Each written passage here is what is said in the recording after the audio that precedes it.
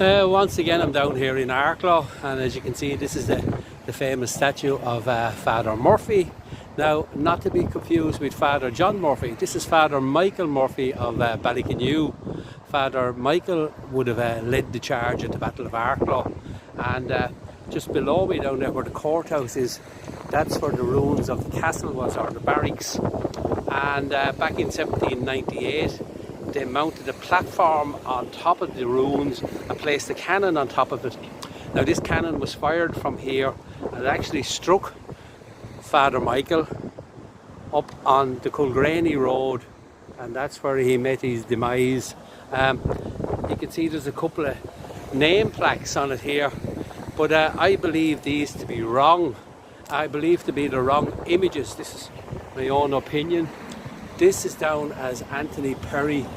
Now, as you can see by the high collars and the buttons on it, this is probably Wolfe Tone. And when we come around to Wolfe Tone, we can see a picture of, or an image of, a gentleman.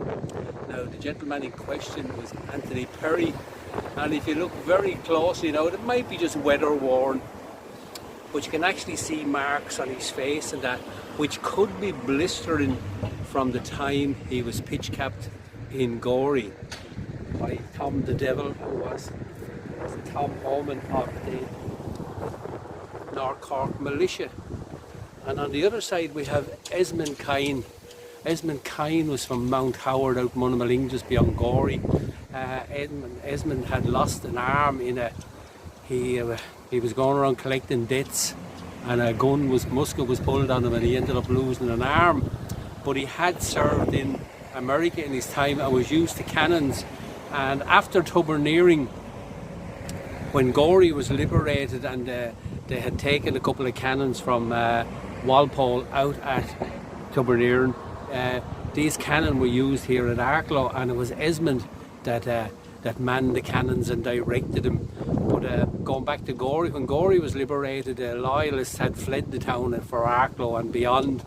But as they were doing it, Esmond was being held prisoner on Gorey's Market House Loft, which was a jail at the time, and he instructed all the prisoners, including Anthony Perry, to lie on the floor. And as the musket balls came through the windows, they missed all the prisoners and they all survived that. But this is where Father Michael met his demise.